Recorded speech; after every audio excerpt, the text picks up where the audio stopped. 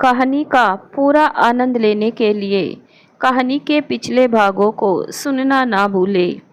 कहानी के पिछले भागों का लिंक नीचे कमेंट बॉक्स और डिस्क्रिप्शन बॉक्स में मिलेगा।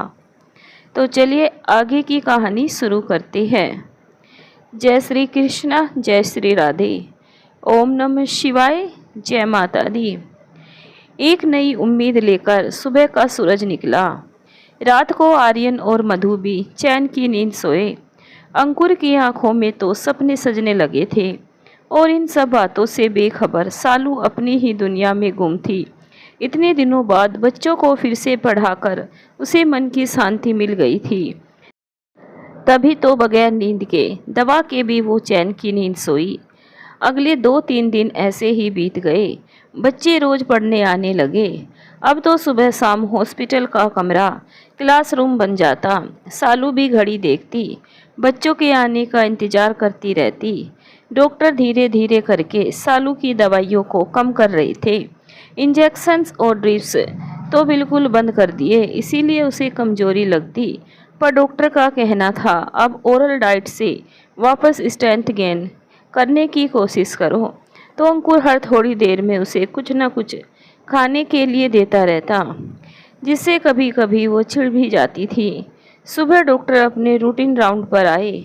उसकी रिपोर्ट चार्ट देखी। नर्स और ड्यूटी डॉक्टर को कुछ समझाया और कुर्सी लेकर वहीं बैठ गए। डॉक्टर, अब कैसा फील कर रही है आप? रात को नींद आती है और भूख लग रही है? सालू, पहले से बेटर है, नींद ठीक थी। गुड, अब बताइए आगे क्या करने का प्लान है? डॉक्टर के अचानक पूछने से सालू कुछ समझ ना सकी और उनका मुंह देखने लगी। पास खड़ा अंकुर बोल पड़ा, सबसे पहले तो घर जाना है, बताइए कब तक जा सकते हैं? डॉक्टर मुस्कुराकर, आपको किसने रोका है, जब चाहे जा सकते हैं। आपकी वाइफ को शायद हमारा हॉस्पिटल पसंद आ गया है। देखिए ना, उन्हें घर जाने की कोई जल्दी नहीं है। मैं सही कह रहा हूँ ना मैम? मैं माफ़ी चाहती हूँ आप सबसे, आज थोड़ी तबीयत ख़राब है, गला भी ख़राब है। अगर कहानी सुनाने में कोई भी कमी हो तो आप मुझे माफ़ कर दीजिए। आपके इतने सारे प्यारे प्यारे कमेंट आते हैं, इसी वजह से मैं आज तबीयत ख़राब होते हुए भी आपके लिए वीडियो बनाई है। अगर आगे वीडियो छोटी बनी तो प्लीज़ माफ़ कर देना। तबीयत ठीक होते ही आगे की कहानी आपको जल्दी ही मिलेगी। धन्यवाद आप सभी का। तो चलिए मैं आगे की कहानी सुनाना शुरू करती हूँ। सॉरी सालू, जल्दी से। ऐसा कुछ नहीं है, मुझे भी जल्दी घर जाना है। उसकी नज़रों से अंकुर ने सवाल किया। अंकुर की नज़रों ने भी चुप रहने का इशारा किया।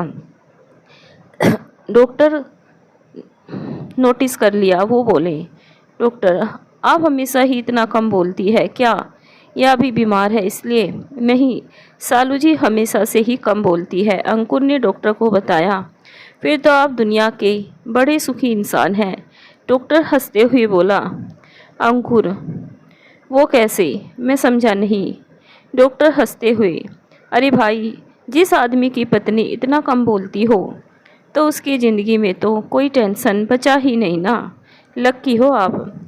अंकुर शर्मा कर मुस्कुरा दिया और सालू हैरानी, नासमझी और नाराज़गी के मिले जुले भाव से अंकुर को देखने लगी। अंकुर ने फिर उसे नज़रों से चुप रहने का इशारा किया।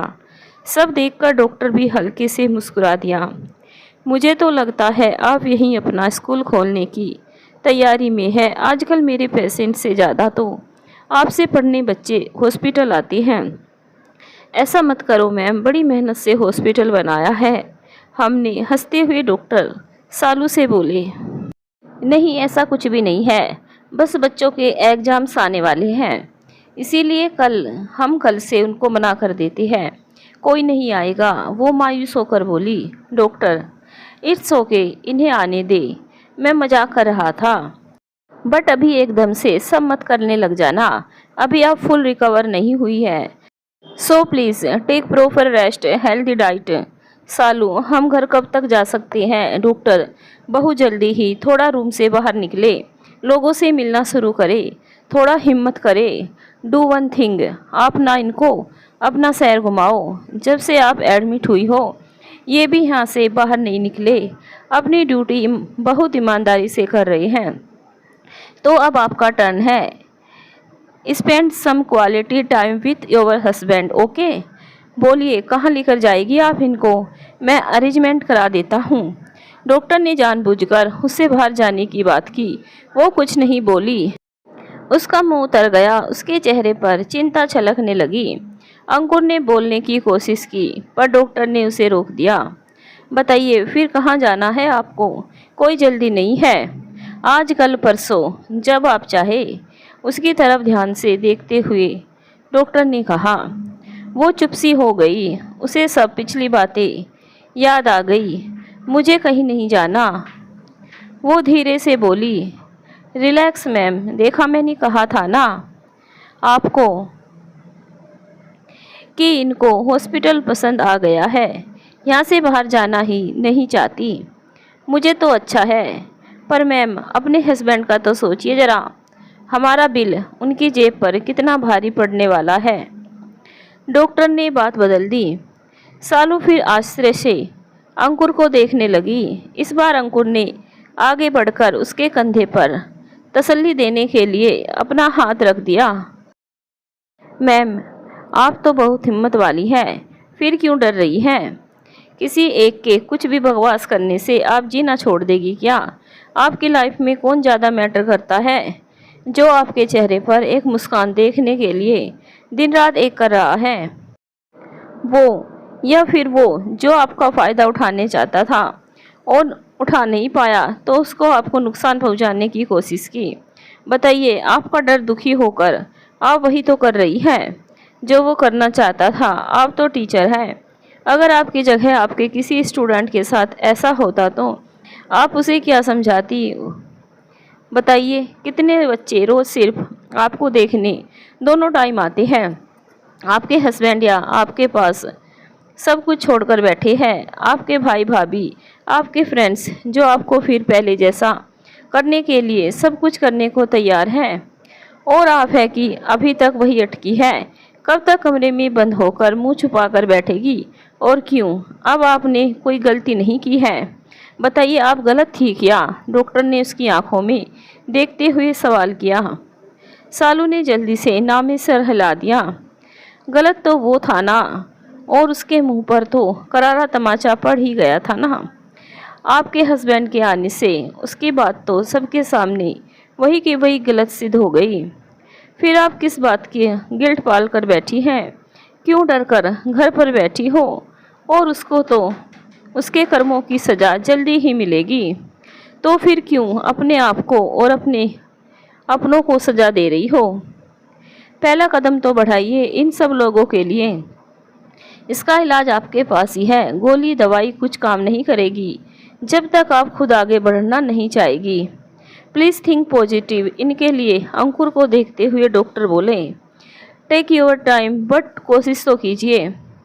सालू डॉक्टर की बात ध्यान से सुनती रही। उसके चेहरे पर कई तरह के भाव आए और गए। कुछ बातें समझ आई तो कुछ उसके सर के ऊपर से निकल गई। देखकर लग रहा था कुछ तो असर हुआ है। उसने हाँ में सर हिला दिया। गुड, तो अब आप लोगों से मिलो, बातें करो, रूम से बाहर निकलो। आप समझ गई ना आपको क्या करना है? ओके, टेक केयर, बोलकर डॉक्टर चले गए। डॉक्टर के बाहर निकलते ही अंकुर उनके पीछे भागा। डॉक्टर ने उसे फिर से वही सब याद करा दिया था जिससे अंकुर थोड़ा डर गया था। उसे इस बारे में उनसे बात करना थी। अंकुर, डॉक्टर आपने उनको फिर पैनिक अटैक आ गया तो? डोंट वरी, ऐसा कुछ नहीं होगा। अब वो स्टेबल है। उन्हें ये इन सब बातों से डील करना होगा। नींद की दवाई कोई इलाज नहीं है, वो सब तो टेम्परेरी है। हम उनकी मेमोरी तो इरेज नहीं कर सकते ना। बेस्ट वे यही है कि वो उससे आगे बढ़े। And she will trust me. और आप तो है ना उनको सपोर्ट करने के लिए। सो प्लीज़ थोड़ा पेशेंस रखें। और हाँ, वन फोर थिंग, उनको सबसे मिलने दे, बात करने की कोशिश करे। जितना बातों को मन में रखेगी उतना परेशान होगी। बोलकर, रोकर, गुस्सा करके कैसे भी उनके अंदर जो सब भरा है बाहर निकालने की कोशिश करे। उनके साथ एकदम नॉर्मल बिहेव करे। ओके, अंकुर को समझाकर डॉक्टर चले गए। डॉक्टर से बात करके अंकुर कमरे में आया, देखा सालू किसी गहरी सोच में गुम थी। उसके चेहरे पर आंसुओं के निशान थे। उसे अंकुर के आने का भी पता नहीं चला। लग रहा था उसे सब याद आ रहा है। अंकुर ने सेब काटा और उसके पास स्टूल पर बैठ गया। कहाँ खो गई? लीजिए। बहुत देर से कुछ भी नहीं खाया आपने? सेब का टुकड़ा उसकी ओर बढ़ाता हुआ अंकुर बोला। अंकुर की आवाज़ से जैसे वो नींद से जागी। सेब का टुकड़ा हाथ में लेकर कुछ देर अंकुर को देखती रही, फिर कुछ याद करते हुए बोली, आप तो उस दिन चले गए थे ना, फिर वापस कैसे आए? और क्या हुआ था वहाँ उस दिन? डॉक्टर क्या बोल रहे थे? इतने सारे सवाल एक साथ। रिलैक्स, सब बताता हूँ, पहले ये ख़त्म करो। अंकुर मुस्कुराकर बोला। आज पहली बार उसने नज़र भर कर अंकुर को देखा और उससे बात भी की। प्लीज़ बताइए ना, क्या हुआ था उस दिन आपके आने के बाद? मुझे कुछ भी याद नहीं आ रहा है और डॉक्टर को कोई गलतफहमी हो गई है। आपने उन्हें बताया क्यों नहीं कि आप हमारे पति? सालू आगे कुछ बोलती, इसके पहले ही अंकुर ने उसके मुंह में सेब का टुकड़ा डाल दिया और उसका हाथ पकड़कर बोला, आप बस जल्दी से ठीक हो जाओ, मुझे कुछ और नहीं चाहिए। आगे की बात उसके मुंह में ही रह गई और वो अंकुर के बर्ताव से हैरान हो गई। तब तक अंकुर उठकर दरवाजे तक आया और बोला, देखो कौन आया है आपसे मिलने। आइए ना मैम। वो रिसेप्शन पर आपको बुलाने के लिए बोला तो नर्स ने रूम में जाने को बोल दिया। आई होप मैंने आप लोगों को डिस्टर्ब नहीं किया। अब कैसी तबीयत है? वो अंदर आते हुए बोली।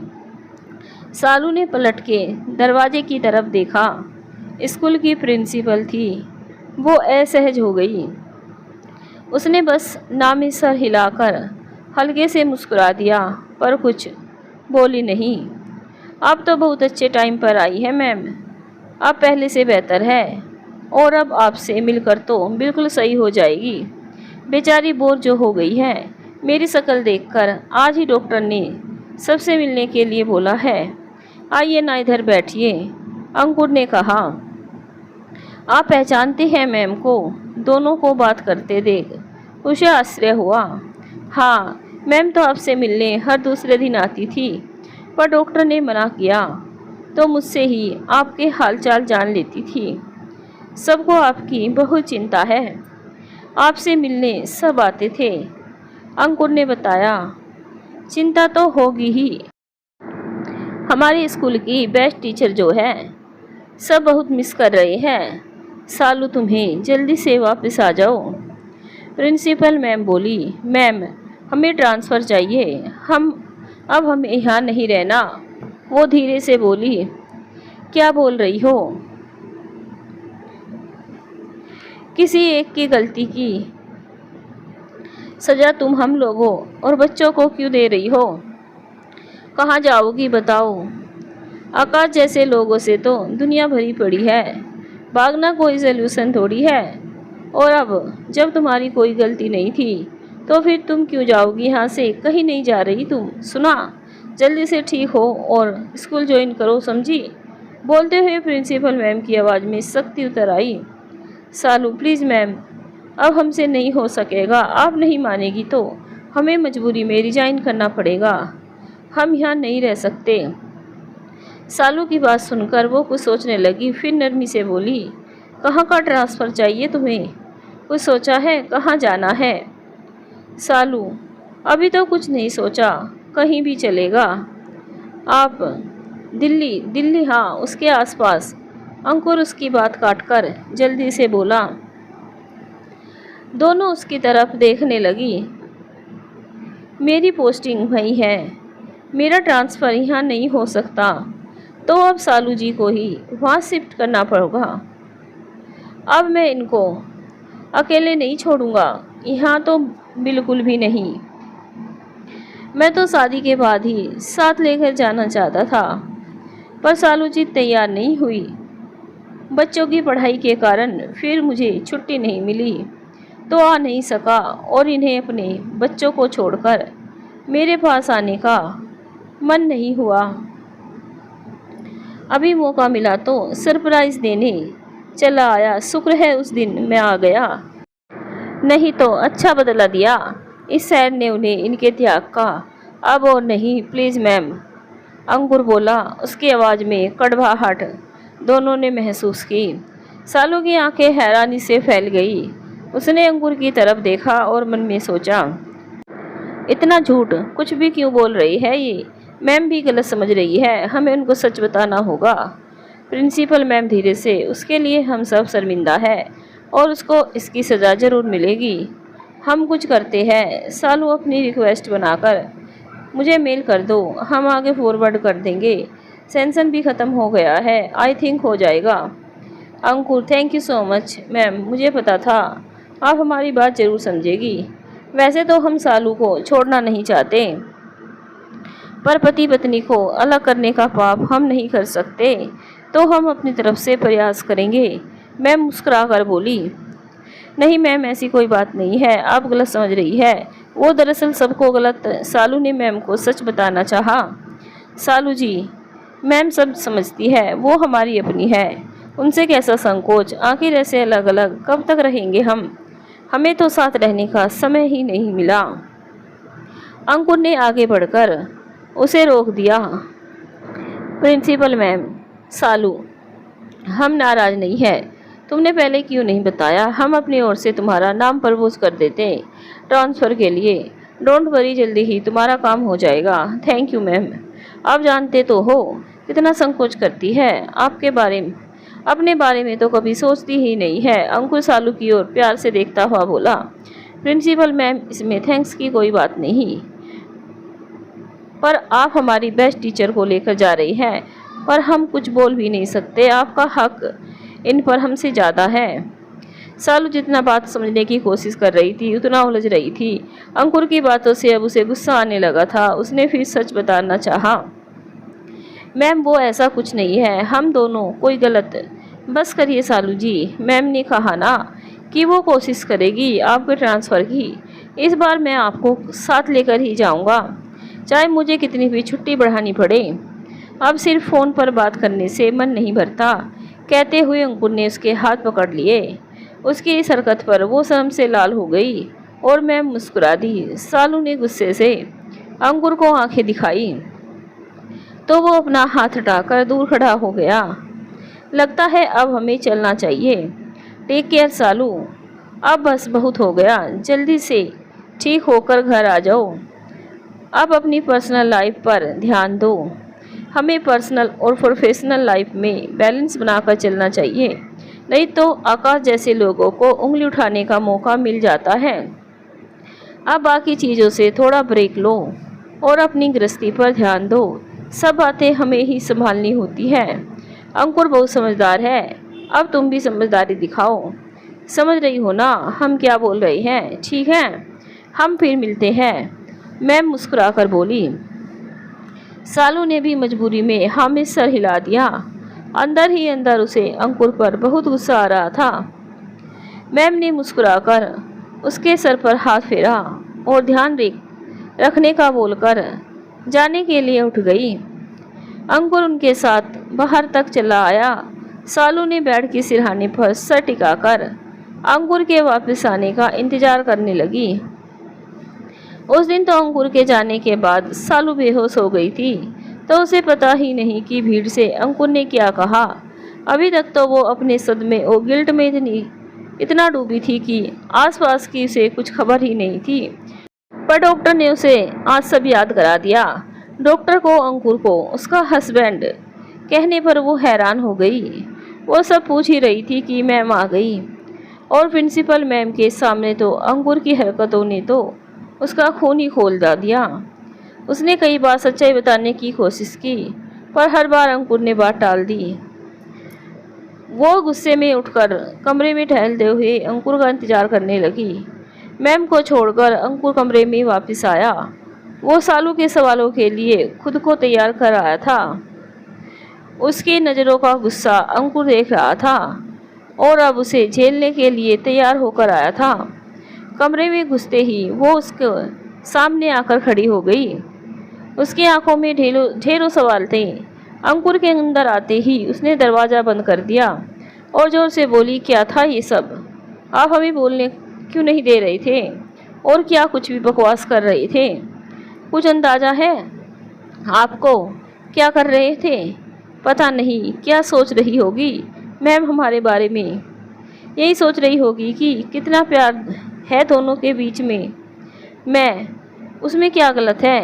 वो आराम से सोफे पर बैठते हुए बोला, वोट क्या बकवास है? पागल पागल पागल हो गए हो क्या? ऐसा कुछ नहीं है, कोई प्यार व्यार नहीं है। वो पैर पटकती हुई सोफे के पास आ गई। मेरी तरफ से तो बहुत है, आपका पता नहीं। अंकुर ने सोचा। चुप क्यों हो गए? जवाब दो। सुबह से कौन सा नाटक चल रहा है? पहले डॉक्टर के सामने, फिर मैम के, और वो फालतू की बकवास क्या है? सब कुछ। सालू दांत पीसते हुए बोली। अंकुर शांति से यहाँ बैठो, मैं सब बताता हूँ। इतना गुस्सा करना आपकी सेहत के लिए ठीक नहीं है। कॉफ़ी लेकर आता हूँ। अंकुर कॉफ़ी लेने जाने लगा। वो सामने खड़ी हो गई और रास्ता रोकते हुए बोली, हमें कुछ नहीं चाहिए, पहले बात कर ले प्लीज़। उस दिन तो आप चले गए थे, फिर वापस कैसे आ गए? और फिर क्या हुआ बता देना। सोच सोच कर मेरा सर फटा जा रहा है हमारा। प्लीज़, आप हर बात बदल रही हैं।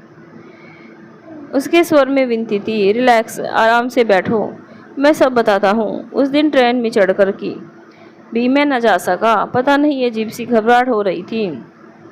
आर्यन भाई को बहुत फ़ोन लगाए पर बात नहीं हुई, तो मैं ट्रेन से उतर गया और डॉक्टर वर्मा के क्लिनिक गया तो हाँ वो बंद हो गया था। तो घर जा रहा था, रास्ते में आकाश को भीड़ लगाई देखा तो टैक्सी रोककर देखने आ गया। मन में कुछ गलत होने की आशंका हो रही थी। देखा तो भारी भीड़ के बीच वो आप दोनों को तमाशा बना रहा था। अंकुर चुप होकर उसका मुंह देखने लगा। उसकी आंखों से आंसू बहाने को थे और गुस्से में मुट्ठी बांध गई। अंकुर ने पानी का गिलास उसकी तरफ बढ़ा दिया और बोला, इसीलिए मैं बात बदल रहा था, वही सब याद दिलाकर फिर से आपको तकलीफ नहीं देना चाहता था। सब याद है हमें, कुछ नहीं भूला है। इसके बाद क्या हुआ वो बताए, उसने धीरे से कहा। मुझे देखकर आर्यन भाई में थोड़ी हिम्मत आई। मैं भागकर आपके पास गया, आप बेहोश हो गई। आपको तेज बुखार था। आर्यन भाई ने आपको संभाला और मैंने आकाश की खबर ली। मुझे देखकर उसने भागने की कोशिश की पर मैंने उसे पकड़कर पुलिस के हवाले कर दिया और फिर भीड़ को बहुत सुनाया। बहुत लोगों ने भाई से माफ़ी मांगी, सब शर्मिंदा थे। फिर हम लोग घर आ गए, आपको दवाइयाँ दी, बाकी किसी बात का होश ही नहीं था। सब सदमे में थे। किसी तरह नींद आई। सुबह सुबह आर्यन भाई को बुखार चढ़ गया। भाभी को तो कुछ पता भी नहीं था, उनकी किसी से बात नहीं हुई थी। आप दोनों का फ़ोन नो रिप्लाई हो रहा था। वो घबराकर सुबह सुबह ही आ गई। सुबह तक आपका बुखार तो उतर गया पर आप पर सब कुछ छोड़ कर जाने की जिद चढ़ गई थी। आप किसी की बात सुनने को तैयार ही नहीं थी। आर्यन भाई की तो छाया से भी भाग रही थी। बेचारे पहले ही परेशान थे, आपकी हालत देखकर और परेशान हो गए। चलने की ताकत नहीं थी पर शहर छोड़कर जा रही थी। आप फिर बेहोश हो गई। डॉक्टर को घर बुलाना पड़ा। उन्होंने आपको एडमिट करने को बोला तो यहाँ आ गए। फिर उसके बाद का तो आपको याद ही होगा। आप डिप्रेशन में जाने लगी थी। बोलना बात करना सब छोड़ दिया था। बस अपने आप में गुम, पता नहीं क्या सोचती रहती। डॉक्टर ने भी उन सब बातों से दूर रखने को बोला। 10 दिन हो गए गिल्ट पाल कर बैठी है। अंकुर कुछ याद करते हुए बोला, सब हमारी गलती थी। पहले आकाश पर भरोसा करना, फिर झूठ बोलना। दादा ने समझाया भी था, हमें बिल्कुल भी अंदाज़ा नहीं था ऐसा हो जाएगा। आप भी क्यों नहीं जानते पूछते, इस झूठे के दलदल में कूद गए। क्या ज़रूरत थी आपको इन सब में शामिल होने की? झूठ बोलने की, वो सर्द आवाज़ में बोली। उसकी आंखों से आंसू बह रहे थे। अंकुर, मुझे उस समय कुछ नहीं सूझा ही नहीं। आकाश ने आपको धोखा दिया, इसमें आपकी कोई गलती नहीं थी। वो गलत था, आप नहीं। आपने अपने आप को दोष देना बंद कीजिए। सालू, आपको कुछ नहीं पता, हम हैं ही ऐसे। हमारी किस्मत में कोई सुख नहीं है। दादा को भी हमारी वजह से अपमान झेलना पड़ा। मुझे सब पता है। और आप कब से किस्मत के लिखे को मानने लग गई? आप तो संघर्ष करके जीतने में यकीन करती है ना, फिर इतना कमज़ोर कैसे पड़ गई? सालू, अब हिम्मत जवाब देने लगी। आप लौट आओ अपनी दुनिया में, अब हम संभाल लेंगे। आप क्यों इन सब झमेलों में पड़ते हो? हम जल्दी यहाँ से बहुत दूर चले जाएंगे। अब हम अपने आप का और तमाशा नहीं बनने देंगे। अंकुर, जब तक सब ठीक नहीं हो जाता मैं यहाँ ही हूँ, याद है? उस दिन आपसे कहा था एक दोस्त की तरह साथ दूंगा, बगैर कोई सवाल पूछे। आप यहाँ से जाना चाहती हैं ना, तो मेरे साथ चलिए। सालू, अब नहीं जोड़ेंगे कोई रिश्ता। हम किसी के रिश्ते के लायक नहीं, फिर किसी के दुख का कारण नहीं बनना चाहते। अंकुर, सबसे पहले तो आप अपने आप को दोष देना बंद करो, जिससे कुछ नहीं सोच सको। नए रिश्ते बेशक मत बनाओ, पर पुराने तो निभाओ। आर्यन भाई को कौन सी गलती की सजा दे रही है आप? उन्हें आकाश की बातों से उतना दुख नहीं दिया जितना आपकी बेरुखी दे रही है। बात करो उनसे। वो चुप हो गई, फिर थोड़ा रुक कर बोली, कैसे बात करें? उनसे नज़र मिलाने की हिम्मत नहीं है हमारी। सब हमारी गलती थी, हम झेल लेंगे। आप जाइए यहाँ से, आप मत उलझो झूठ के जाल में। क्या जरूरत थी मैम से दिल्ली ले जाने की, बात करने की? हमने गलती की है, हम भुगत भी लेंगे। आप अपना रास्ता देखो। अब आपके और एहसान नहीं चाहिए हमें। अंकुर हैरानी से, एहसान? क्या बोल रही है आप? कुछ होश भी है? चलिए मान लिया सब आपकी गलती, तो अब क्या करें बताइए? आपको मेरे झूठ बोलने से परेशानी ना तो आपने कोई और रास्ता छोड़ा था? जाइए, जाकर सबको सच्चाई बताइए। सबसे पहले माँ को सच बताओ। मैं फ़ोन लगाता हूँ प्रिंसिपल मैम को, सब बताओ। बोलो, है सबसे सच्चाई कहने की हिम्मत, लगाओ फ़ोन। एहसान? क्या मैंने कोई एहसान नहीं किया, चिंता हो रही थी आपकी इसीलिए जा नहीं सका। अपना मानने लगा हूँ आपको, आपकी तकलीफ देखी नहीं जाती। आपको प्या प्या कर सब बोलते बोलते रुक गया। आप मैम के सामने दिल्ली जाने की बात करने में नाराज़ है ना, तो अच्छे से सुन लो। मैंने जो सबके सामने कहा मैं उसे निभाने को तैयार हूँ, सच बनाकर भी और ऐसे भी। आप यहाँ से जाना चाहती है ना, तो शांति से मेरे साथ दिल्ली चलो, जहाँ किसी को किसी की पर्सनल लाइफ से कोई मतलब नहीं होता। कोई सच झूठ साबित करने की ज़रूरत नहीं होती। फिर वहाँ आराम से आगे का सोच लेना। अभी जैसा चल रहा है चलने दो, उसके अलावा कोई रास्ता नहीं है हमारे पास। आपका अच्छा है, आप झूठ बोले तो मजबूरी, और कोई और बोले तो एहसान। जहाँ इतने एहसान तो एक एहसान और सही। और हाँ, निश्चिंत रहो, इनके बदले कुछ भी मांग नहीं करूँगा। गुस्से में बोलकर अंकुर बाहर चला गया। सालू अपनी जगह पर जड़ हो गई। अंकुर का ऐसा रूप उसने पहली बार देखा। वो कभी भी इतना नहीं बोलता। गुस्से में वो बहुत हद तक सच ही तो बोल गया था। अब उसे भी अपनी गलती का एहसास हो गया कि वो कुछ ज़्यादा ही बोल गई। उसने उठकर सबसे पहले अपना फ़ोन खोजा। इतने दिनों से उसे किसी चीज़ का होश ही नहीं था। फ़ोन बंद था उसके दिमाग की तरह। उसने फ़ोन चार्जिंग पर लगाया और मुंह धोकर अपना हुलिया सुधारा और रूम से बाहर आ गई अंकुर को ढूंढने। अंकुर बाहर आकर सोफे पर आंखें बंद करके बैठ गया। अपने स्वभाव से उलट वो इतना गुस्सा करके आया था, अभी तक उसके पैर कांप रहे थे और उसकी बात से तो मन टूट ही गया था। एहसान शब्द उसके अंदर कील किसी चुभ रहा था। वो लंबी सांस लेकर खुद को सामान्य करने की कोशिश कर रहा था। दर्द से उसका सर फटा जा रहा था। वो अपने हाथ से सर दबा रहा था। सालू रूम से बाहर आई और अंकुर को ढूंढने दूसरी तरफ ओर चली गई। सोचते हुए वो कहाँ तक आ गई उसे खुद ही नहीं पता, पर थोड़ी देर के बाद उसे समझ आ गया वो गलत है, आ गई है। वो तो पहली बार आई थी, अब कहाँ जाए उसे समझ ही नहीं आ रहा था। उसे तो अपने कमरे का नंबर भी नहीं पता था। मोबाइल भी कमरे में छोड़ आई थी। थोड़ा इधर उधर देखने के बाद वो वहीं गलियारे के कोने में गिलास डोर की सीढ़ियों पर बैठकर बाहर देखने लगी। उसके कानों में अंकुर के शब्द गूंज रहे थे, वो अनजाने में अंकुर को कहे अपने ही शब्दों पर शर्मिंदा हो रही थी। पछतावे के आंसू उसकी आंखों से बह रहे थे। वो चुप बैठी आसपास में उमड़ते घने बादलों को देखने लगी। बाहर के बादल घिर कर बरसने को तैयार थे और उसके मन के बादल आंसू बनकर बरस रहे थे। थोड़ी देर बाद जब अंकुर कुछ नॉर्मल हुआ तो उसे सालू का ख्याल आया। गुस्से में उसने कुछ ज्यादा ही बोल दिया था। वो कमरे के अंदर चला आया। देखा बेड खाली है। वॉशरूम में देखा वहाँ भी कोई नहीं है। वो घबरा गया। निश्चित ही उसके इतना कुछ बोलने के कारण कहीं चली गई। इस मौसम में, इस हालत में, नहीं ऐसे नहीं जा सकती। पर है कहाँ? अब क्या करूं? घर पर फ़ोन करके पता करूं? नहीं, सब घबरा जाएंगे। वहाँ पहुँचेगी तो फ़ोन आ ही जाएगा। आसपास देखता हूँ, यही कहीं होगी। उसने अपने आप को समझाया और बाहर ढूंढने निकला। एक ही सांस में 3 फ्लोर उतरकर गेट पर पूछा। रात होने के कारण गेट बंद कर हो गए थे। बाहर कोई नहीं गया। सुनकर राहत मिली।